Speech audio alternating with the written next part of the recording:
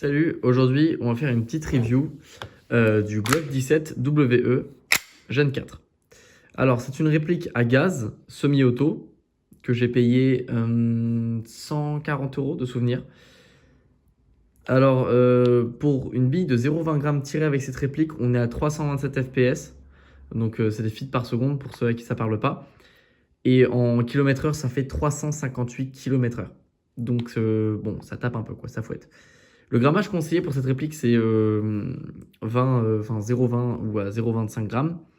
Ça, c'est le grammage des billes. Si vous voulez savoir où il est souvent écrit sur les paquets. Donc, c'est écrit là, hein, juste là, 0,25. Moi, je tire avec du 0,25 parce que ça permet une meilleure précision. Étant donné que le vent fait moins bien bouger la bille, c'est beaucoup mieux en fait quand il s'agit d'être précis. Pour moi, je fais que des sessions de tir, ça me suffira largement. La réplique est en polymère. Donc, c'est comme du plastique, mais c'est beaucoup plus résistant. La culasse est en métal et certaines parties sont en métal, telles que là l'arrêteur de glissière, ou même encore les petits loquets qui permettent d'ouvrir la réplique, de la démonter en fait tout simplement. Vous voyez à l'intérieur là c'est du métal partout, globalement il y a vraiment très peu de plastique à l'intérieur, sauf il me semble au niveau du nozzle ça peut être en plastique, juste ici. Mais d'ailleurs c'est même souvent en plastique, mais sinon c'est globalement du métal en fait. La réplique fait 745 grammes, alors ce poids là, moi j'ai pas de balance qui permet de le mesurer donc je me suis renseigné sur internet. Je ne sais pas si c'est le poids avec chargeur, étant donné que le chargeur pèse quand même, je trouve, je dirais presque 300 grammes facile. Donc je sais pas si c'est le poids avec, en tout cas c'est le poids je pense 100, parce que en fait c'est presque plus léger que le chargeur la réplique. Presque, hein, bien sûr. La réplique fait 21 cm de long. Donc on peut penser que c'est plutôt gros, mais en fait ça l'est pas tant. Il faut savoir que j'ai pas des mains très très grandes, hein. Si je peux donner un comparatif, ça c'est une coque d'iPhone 11. Vous voyez, donc ma main n'est pas non plus très très grande, ma main fait à peine la taille de la coque. Pour comparer avec une taille de coque d'iPhone 11, ça fait ça. Voilà. Donc la réplique est vraiment pas très grande, et à savoir qu'il y a des Glock, Glock 19 il me semble, par exemple, qui sont beaucoup plus courts. Donc celui-ci est une version qui est déjà assez longue. Il y a aussi des versions de Glock qui sont plus longues. Le canon, c'est du 0,6 mm, hein, globalement le calibre pratiquement de toutes les répliques d'Airsoft, donc c'est du 5,95 mm. C'est du 0,6 mm quoi. Avec le canon, il me semble qu'il est fileté sur cette réplique. De ce que j'observe, moi, il l'est pas. C'est renseigné comme ça sur internet. Moi, j'ai pas l'impression qu'il le soit. Après, peut-être que je peux pas voir bien tout au fond du canon aussi. Ça c'est aussi peut-être ça qui fait que je vois pas. Donc ça, c'est pas... de toute façon, honnêtement, le canon fileté, c'est surtout pour qu'une balle puisse tourner et donc avoir une meilleure pénétration. Donc pour une bille qui tourne, on s'en fout, c'est rond. Donc ça changera un peu rien. Cette réplique a deux sécurités. Il faut savoir que le Glock, dans la vraie vie, a une sécurité qui est juste ici. C'est la petite gâchette qui dépasse. En fait, déjà, il faut appuyer dessus pour pouvoir tirer. Et dans la vraie vie, on peut... normalement, il y a un certain poids à appliquer sur cette gâchette pour pouvoir tirer. Donc on peut pas faire comme ça et tirer avec normalement. Mais là, comme c'est une appli d'Airsoft, il n'y a pas de poids attribué à cette petite gâchette. Mais si on n'appuie pas dessus, je peux pas tirer, hein. Ça, je ne peux pas. Et une autre sécurité qui est juste là. Donc c'est une sorte de petit loquet là. Et quand on l'active, si j'y arrive avec les doigts, voilà, on peut plus tirer. Voilà, ça bloque complètement la réplique au niveau de la gâchette, donc c'est vachement pratique si on a besoin de le sécuriser. Le hop-up de cette réplique est ajustable. Alors le hop-up, pour ceux qui savent pas, de toute façon je ferai probablement un short et une vidéo dessus, mais en fait c'est une... alors il est réglable juste ici en fait, hein, c'est une molette qu'on fait tourner plus ou moins.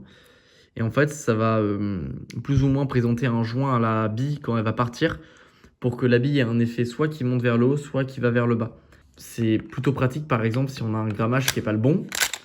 On peut régler son hop-up pour pouvoir aller tirer plus loin ou moins loin. Ça permet par exemple, vous tirez avec votre réplique en session de tir ou même en partie et vous voyez que la bille va souvent en haut. Il faut essayer de régler le hop-up pour que ça tire plus bas, ou plus droit en tout cas. Toutes les répliques l'ont pas, donc c'est quand même un bon point qu'elle ait cette technologie. On peut monter un silencieux avec un adaptateur. Alors vous voyez qu'actuellement elle n'a pas le canon fileté au bout là, donc on ne peut pas le monter en l'état, donc il faut un adaptateur avec. On peut monter un rail Picatinny juste là. Par contre, pas de M-Lock et pas de Keymode non plus.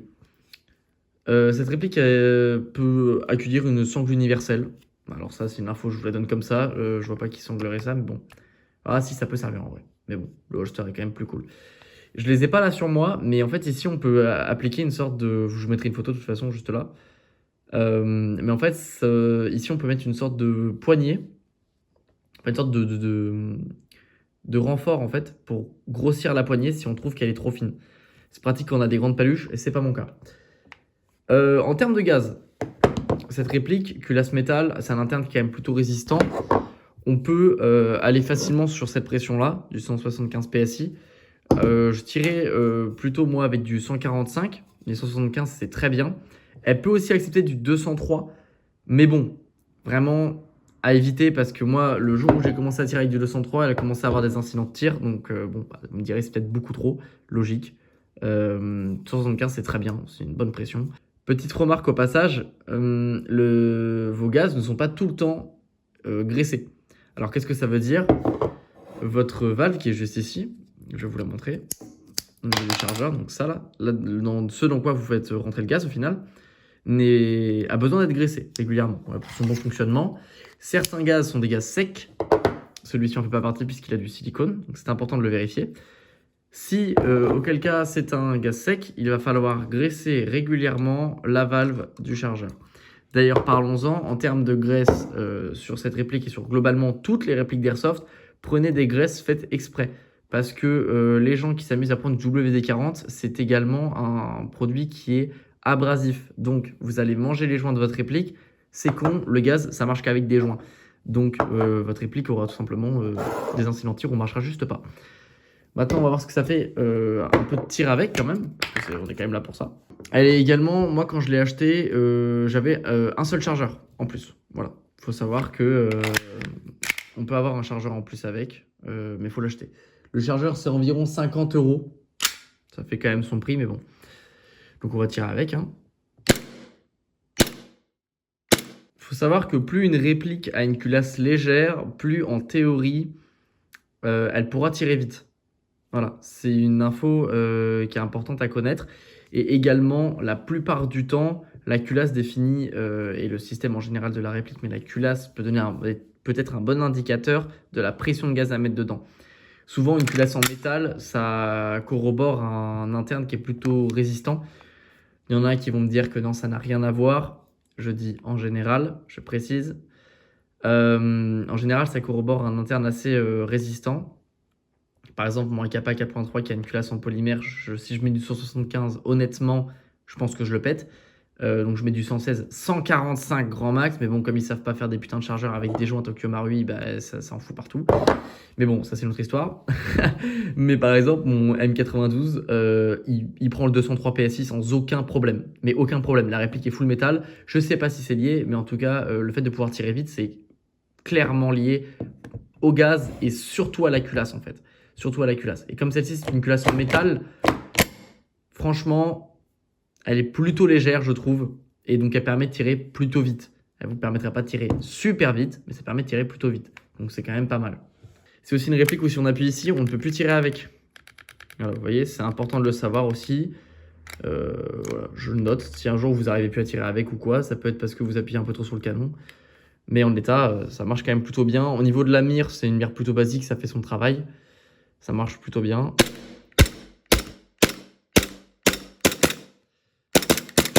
Alors, comme il est plutôt léger en général, on peut tirer plutôt vite avec, donc ça c'est cool. Faites pas attention, je peux tirer très peu de coups avec parce que j'ai des incidents de tir et des problèmes de joints avec. Ça fait 3 ans que j'ai cette réplique.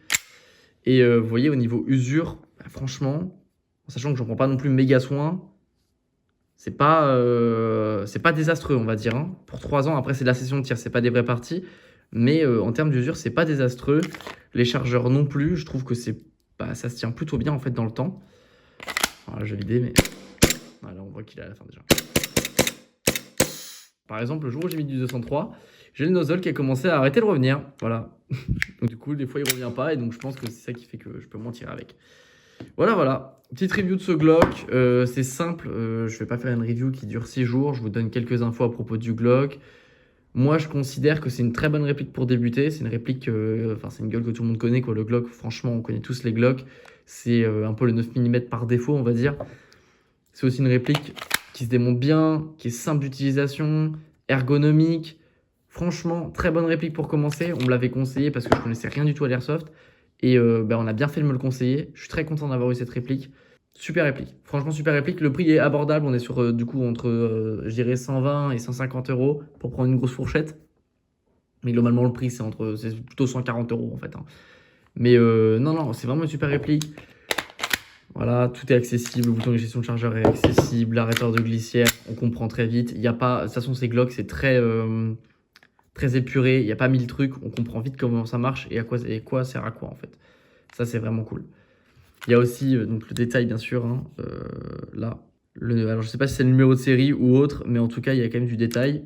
La réplique est quand même vachement. De toute façon, toutes les répliques d'Airsoft sont quand même, la plupart du temps, très très propres. Mais là, celle-ci, ouais, elle est plutôt propre comparée à mes autres répliques, c'est quand même pas mal, hein. Avec le calibre réel qui est écrit juste ici. La série. Voilà, voilà. Si vous aimez ce genre de review, n'hésitez pas à me le dire. Là, j'ai essayé de tourner une vidéo sans le grand angle, donc ça fait très zoomé. N'hésitez pas à me dire non plus si vous préférez comme ça ou pas. Si vous voulez savoir ce que donne avec un grand angle, j'ai fait une vidéo sur les speed loaders où je suis en grand angle. Là, le souci, c'est que j'ai pas beaucoup de lumière dans la pièce. Je suis obligé d'allumer les lumières, donc c'est pas l'optimal pour tourner. Donc, j'ai dû mettre cette caméra parce que le grand angle floutait trop et on ne voyait pas assez. Donc, dites-moi ce que vous préférez, grand angle ou pas. Moi, je trouve que c'est pas mal, mais je trouve que ça zoome quand même pas mal l'écran. J'ai trois autres répliques, donc en tout quatre. J'ai trois autres répliques où je pourrais faire des reviews de ce genre, dont une électrique qui est un fusil d'assaut, le Mascar. J'ai un M92 Beretta de chez Kajiworks et j'ai un iKappa 4.3 de chez Tokyo Marui. Donc si vous voulez que je fasse des reviews de ces répliques-là, il n'y a pas de problème, je peux les faire, il n'y a pas de souci. Et n'hésitez pas à me dire si vous aimez les reviews de ce genre.